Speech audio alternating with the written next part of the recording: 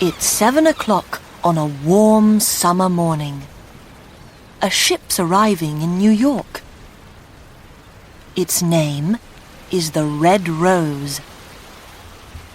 2 of the people on it are Sam Tinker and his daughter Jenny.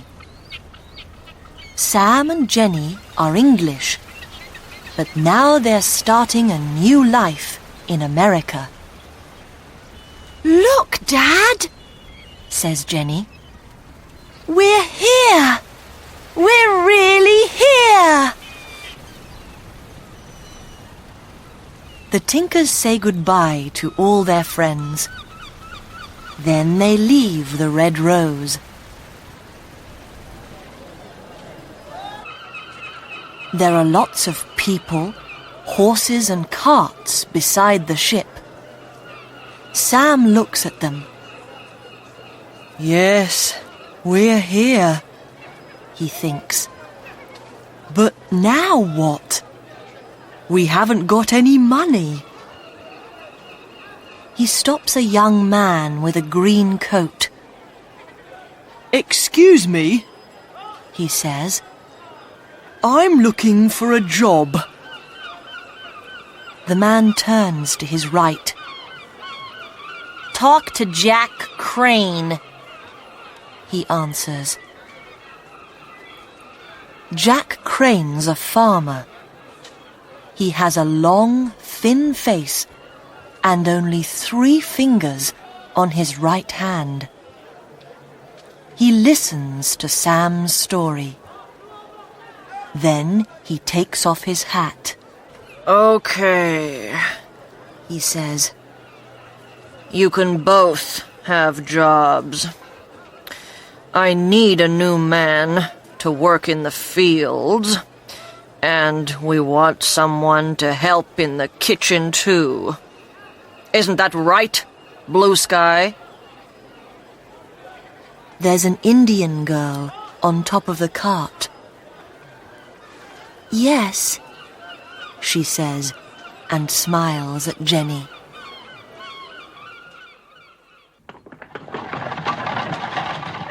Two hours later, the Tinkers leave New York with Jack Crane and Blue Sky.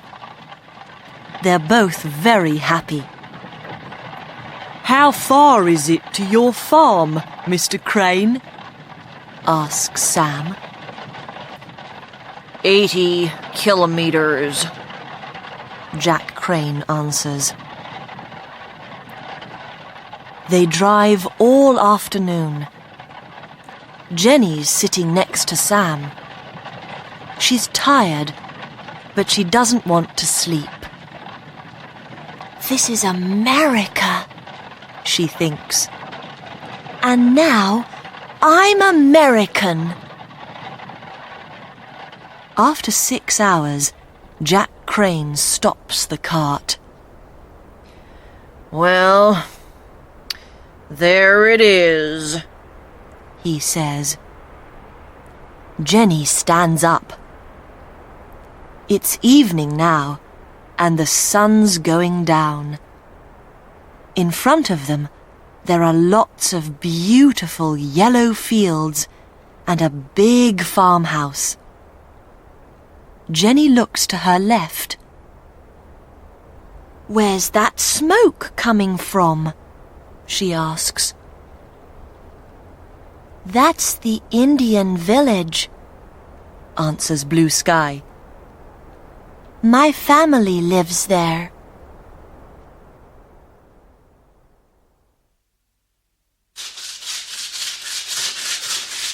The next day, the Tinkers start work. Jenny helps Blue Sky in the farmhouse. First, the 2 girls cook everyone's breakfast. Then they make all the beds. After that, they clean the kitchen floor.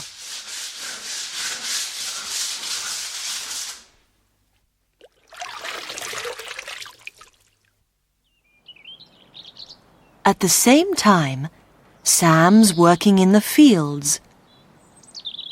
After 4 or 5 hours, He stops for a minute. "What are you stopping for?" asks Jack Crane. "Come on! Get back to work!"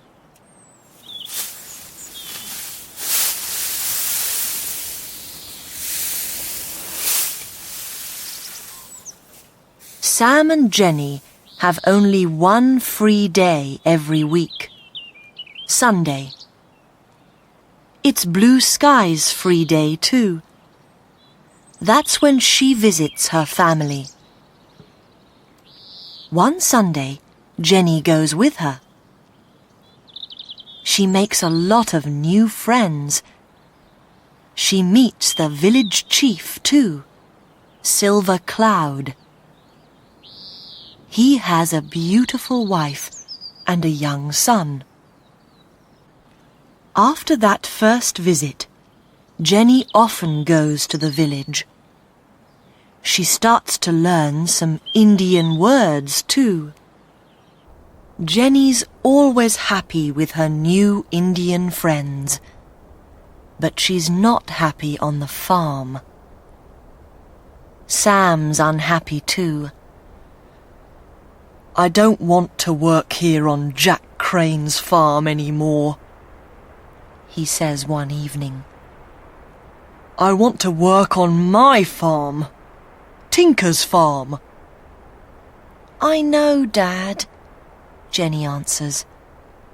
Then she thinks, "But how? We can't buy any land. Jack Crane pays us only $2 a week."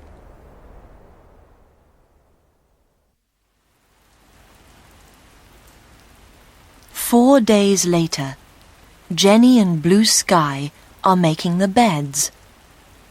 Suddenly, they hear something. Two men are shouting. Jenny looks out of the window. She can see Jack Crane and her father in front of the farmhouse. Jack Crane's face is very red. "Do it!" he shouts. "No! I'm not going to!" Sam shouts back.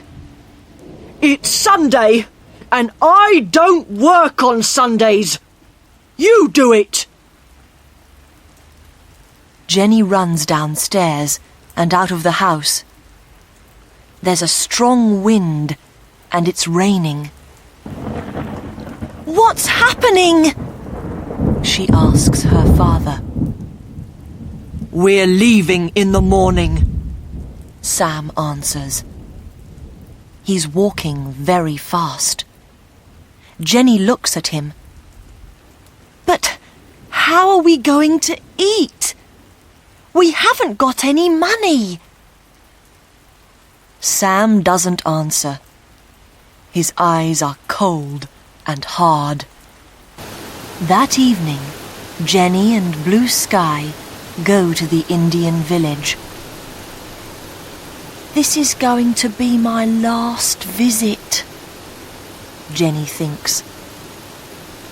Blue Sky's sad too. She doesn't want to lose her friend. The two girls say nothing for 20 minutes. Then Blue Sky stops her horse. She can see something in the river to their right. It's a small boy. "Help!" he's shouting. "I can't swim! Help me! Please!" "It's the chief's son," says Blue Sky. "What are we going to—" But before she can say another word, Jenny gets off her horse. "I'm coming!" she shouts. Then she jumps into the cold river. "Help!" shouts the boy. Jenny swims to him. His head's going under the water. She puts one arm around him. "It's okay," she says. "You're safe now."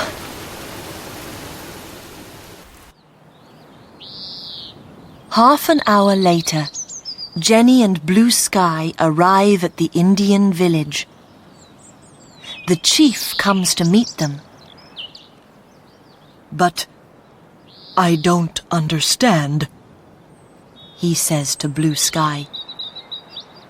"Why's my son with you? And why are he and the English girl wet?" Blue Sky tells him the story. After that, the chief's very happy. He smiles at Jenny. "How can I thank you?" he says. "Please, let me give you something. Anything."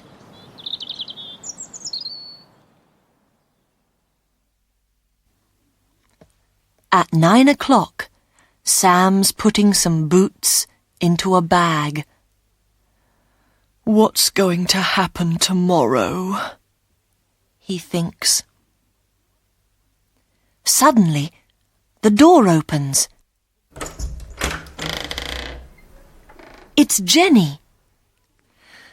"Come with me, Dad," she says. "I want to show you something." Sam looks at his daughter. Her eyes are bright, and she's smiling. "What are you talking about?" he asks. "There isn't time for any questions," says Jenny. "Come on."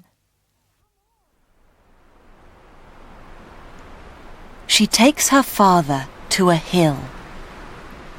At the top, she says, "Look! Can you see that land over there?" "Yes," Sam answers. Then Jenny tells him about Silver Cloud's son. After she finishes, Sam says, "You mean—" "Yes." Jenny smiles at her father. "The Indians are giving us our own farm. Tinker's Farm. Oh, Dad, isn't it wonderful? Now we can really start a new life."